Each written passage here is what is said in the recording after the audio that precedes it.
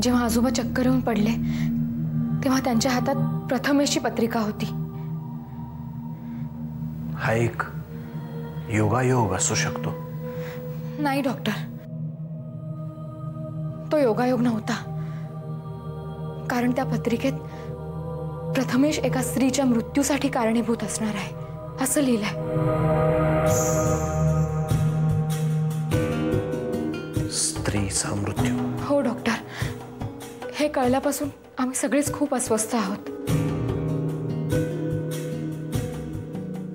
याआधी प्रथमेश असा कधी वागलाय की ज्यामुळे तुम्हाला तो असं करू शकतो असं वाटतंय? हो डॉक्टर, त्याने याआधी सुलेखा आणि सोपान काकांवर हल्ला केला होता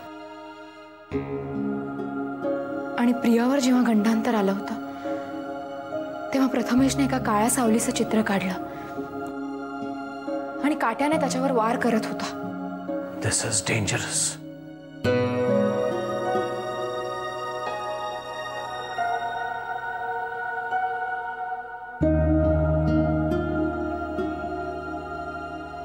सोपान, सुलेखा, काळी सावली यांचा संबंध प्रथमेशशी असू शकेल. नाही, तो आहे, पण तो उघड उघड आपल्या समोर येत नाहीये. प्रथमेशच्या जन्माचा संबंध गोदा आणि मनीषाशी आहे. त्याचप्रमाणे त्याच्या या हल्ल्यांचा संबंधही गोदा आणि मनीषाशी असू शकतो.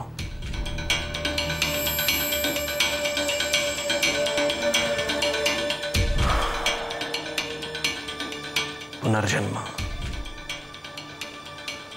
हा माणसाच्या गतजन्मी राहिलेल्या अपूर्ण गोष्टींची पूर्तता करण्यासाठी होतो असा एक समज आहे. कदाचित प्रथमेशचा जन्मही त्याचसाठी झाला असेल. पण डॉक्टर, हे सत्कार्य नाही, सूडकार्य आहे आणि याचा त्रास प्रथमेश सकट भाई, राधा वहिनी आम्हा सगळ्यांवर किती होईल याची कल्पनाही करवत नाही मला. मिसेस शास्त्री,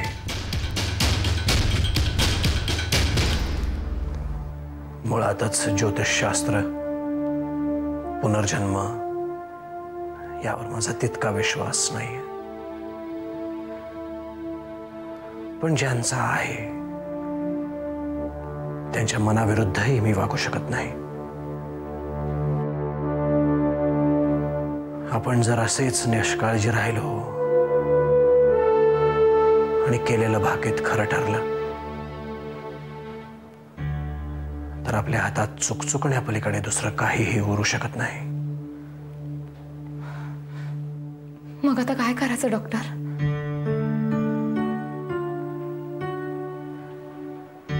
मिसेस शास्त्री, मी एक सायकायट्रिस्ट आहे, फॉर्च्यून टेलर नाही. वर्तमान काळात घडणाऱ्या गोष्टींचा संबंध भूतकाळाशी जोडण्याचा मी प्रयत्न करू शकतो, पण भविष्य काळात घडणाऱ्या गोष्टींशी नाही जोडू शकत. आणि म्हणूनच मागे मी तुम्हाला म्हटलं, तुमच्या भूतकाळातल्या प्रवासात प्रथमेश खूप महत्वाचा असणार आहे. अहो, पण त्याच्या हातून... मिसेस शास्त्री, पत्रिका भविष्य वर्तवतात. घडलेली घटना पुन्हा घडवू शकत नाहीत. त्यामुळे आता तुमच्या भूतकाळातल्या प्रवासासाठी प्रथमेशलाही तयार करायला हवं.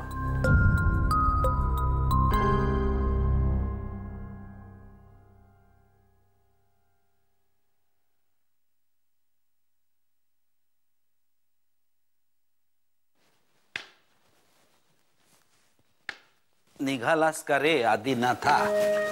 हो, बाबांची वाट बघतोय. जाता जाता त्यांना क्लासला सोडेन. श्रीराम श्रीराम. झाली वाटतं मित्र भेट.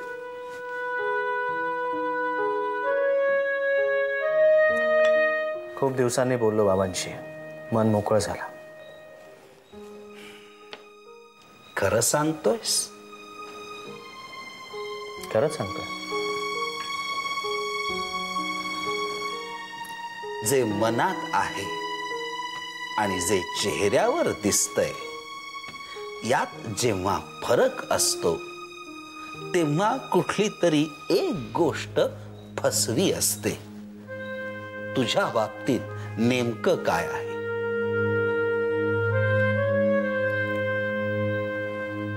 आजोबा, बरं या गोष्टीचं वाटतंय की मी बाबांशी अगदी मोकळेपणाने बोललो, मित्रासारखा. त्यांनी माझे सगळे मुद्दे ऐकून घेतले. कशालाही विरोध केला नाही, आवाज चढवला नाही. मग त्यात वाईट काय आहे?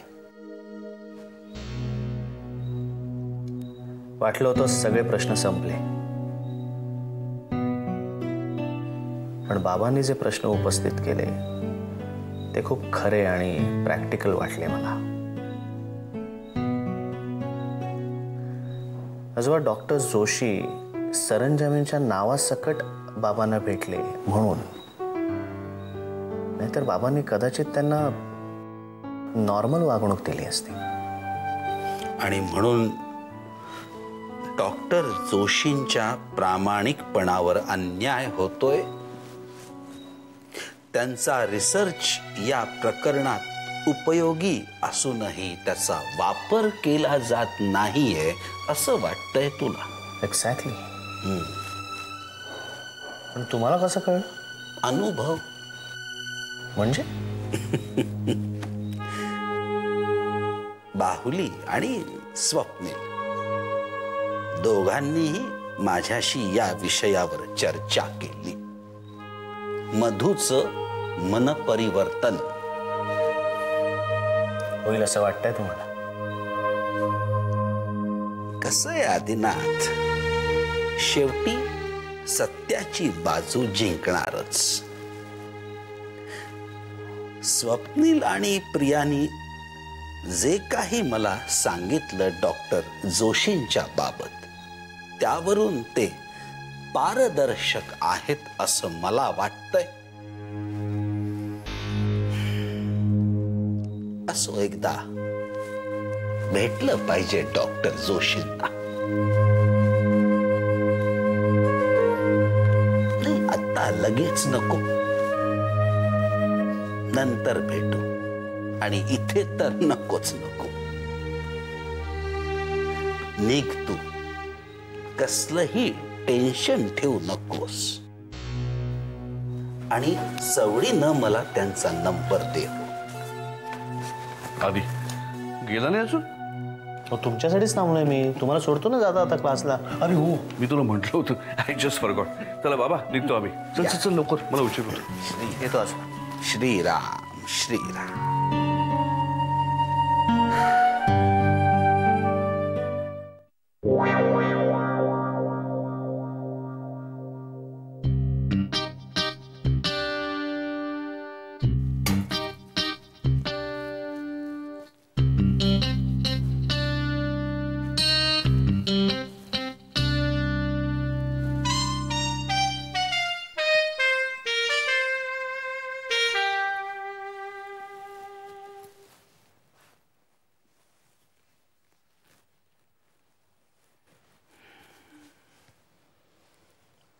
ये कुसुम ये. बाबा, कशी आहे तब्येत तुमची आता? ठीक आहे आता. काही लागलं तर मला सांगा. हं? मी इथे अशी बसून राहते इथे अशी. हो, मला आता काहीही नकोय. जे काही झालं ना मला माहितीये सगळं. काय माहितीये? हेच ते तुम्ही जास्त विचार करत बसताना त्यामुळे हे सगळं होतं असं. आजपासून विचार करणं सगळं बंद. कुसुम, अगं विचार असे सांगून थांबवता येत नाही. नाही, येतात थांबवता. मला येतात थांबवता. मी कधी कधी एकदम टोटली डोकं बंद करून टाकते, असं बंद. हो, छान छान, चांगलंय चांगलंय. पण असं सारखं बंद करत जाऊ नकोस. तूही विचार करत जा अधून मधून. जा तू जा, मी आता आराम करतो. श्रीराम श्रीराम.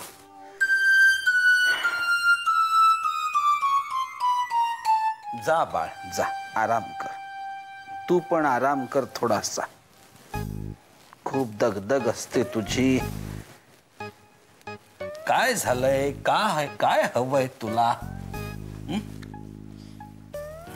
बाबा, अहो बाबा, बोल. तुम्ही त्या प्रथमेशची पत्रिका वगैरे बघितलीत का? प्रथमेशची पत्रिका मी बघितली का? हो. असं का विचारतेस कुसुम? बघितली का ते सांगा ना आधी. का विचारतेस काय? हा? पण मी सगळ्यांच्याच पत्रिका बघतो. अहो सगळ्यांच्या नाही, प्रथमेशची बघितलीत का? आणि प्रथमेशचीच बघितलीत का? हा? काय झालंय कुसुम? एवढी घाबरली का आहेस तू? अहो घाबरले म्हणजे काय? अहो त्या पत्रिकेत तुम्ही असं म्हटलंत का की प्रथमेशच्या पत्रिकेवरून कुठल्या तरी एका स्त्रीच्या जीवाला धोका आहे, तिला मृत्यूचा योग आहे वगैरे. हे तू चोरून ऐकलंस वाटतं. आता चोरून कशाला ऐकायला पाहिजे? तिथे बसले होते ना ते, मी तेव्हा नुसतं बघितलं, जात होते असे. पण तुझ्या जीवाला काहीही धोका नाहीये. कुठलंही गंडांतर येणार नाहीये. माझं नाही हो, माझं नाही. ते मला प्रथमेशचं सांगा. मुळातच माझा खरं तर तुमच्यावरती विश्वासच नाहीये, पण तरी सुद्धा मी विचारते, तुम्ही त्याची पत्रिका बघितलीत का? आणि त्याचीच बघितलीत का? आणि नीट बघितली होती का? नंतर काय माहितीये का, हो तो प्रथमेश की नाही बाबा, त्या दिवशी तो माझी साडी घेऊन गेला होता प्रियाला दाखवायला काहीतरी माझ्यावरून. म्हणून मी विचारते, कारण मी एकटीच आहे ना, मला विचारच करायला पाहिजे, म्हणून मी घाबरले ना. म्हणून मी तुम्हाला विचारते, नक्की त्याचीच बघितलीत का पत्रिका? कुसुम, शांत शांत हो. अजिबात घाबरू नकोस. सांगितलं ना, तुझ्या जीवाला काहीही होणार नाही, गंडांतर नाहीये. सांगितलं ना तुला एकदा. आणि माझ्यावर विश्वास नसेल तर तू तुझ्या त्या महाराजांना विचार. वाटलंच, मला अगदी वाटलंच होतं माझ्या महाराजांवरती तुम्ही येणार. ते जाणारच आहे मी डोंगरावरच्या महाराजांकडे, ते विचारायला जाणारच आहे. पण तुम्हाला मी विचारत होते ना की नक्की पत्रिका खरंच त्याचीच बघितलीत का? तू महाराजांकडे जा, चौकशी कर, म्हणजे तुझं समाधान होईल की नाही? मला आता शांत झोपू दे. पुन्हा चक्कर आल्यासारखं वाटतंय. आता चक्करच येणार तुम्हाला. माझ्याशी बोलायचं म्हणजे चक्करच येणार. दातखिळी बसते ती माझ्याशी बोलायला, आणि ती बाहुली आली की कशा बोलता अगदी अशी अशी अशी अशी. निघा. झालं तुझं समाधान? झोपतो आता मी. पण खरंच पत्रिका बाबा त्याचीच तुम्ही बघितलीत ना, त्या प्रथमेशची? जा तू जा आता. श्रीराम श्रीराम. कठीण आहे.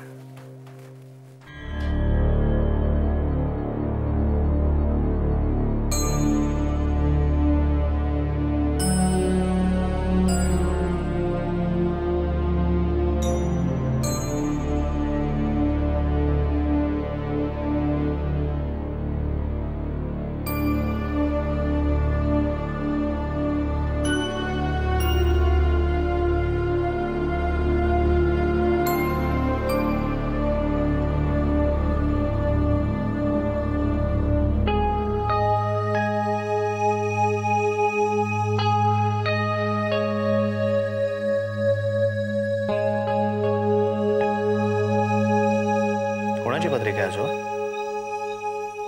सुलेखाची. सुलेखाची? थोडस कुतूहल आणि काही शंका मनात आल्या, म्हणून पुन्हा पुन्हा या पत्रिकेचा अभ्यास करतोय. मग या पत्रिकेच्या बाबतीत मी आधीही सांगितलेलं होतं आणि आताही सांगतोय. ही मुलगी सध्या अत्यंत खडतर काळातून जाते आहे.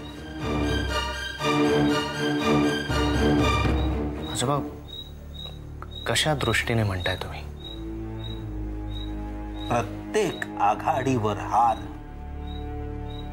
प्रयत्नांची पराकाष्ठा करूनही न मिळालेलं यश, प्रत्येक बाबतीत चुकलेला निर्णय, उडालेला आत्मविश्वास. आणखीन काय सांगू? आजोबा, म्हणजे ती सापडली सुद्धा जाऊ शकते ना? आदिनाथ, ग्रहमान जर अनुकूल असेल, चांगलं असेल, तर आपल्या पदरात किती दान पडतं याचा अंदाजही बांधता येत नाही. आणि ग्रहकाळ जर अनुकूल नसेल, वाईट असेल, तर काय आणि किती दुःख आपल्या पदरात येतं याचं मोजमाप करता येणंही कठीण आहे. सुलेखा कदाचित पकडलीही जाऊ शकेल. तुझा सुलेखाशी काही संपर्क नाही ना सध्या? नाही. तू सुलेखाच्या आईला भेटायला गेला होतास. हो, त्यांची तब्येत बरी नाहीये ना. आता कशा आहेत त्या?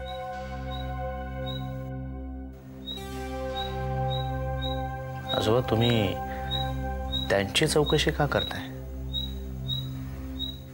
कारण हे तसंच आहे आदिनाथ.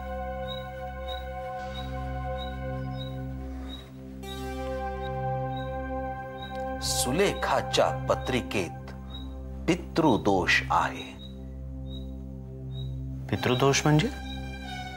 पितृदोष म्हणजे पितरांकडून आलेला दोष, म्हणजेच पूर्वजांकडून आलेला दोष.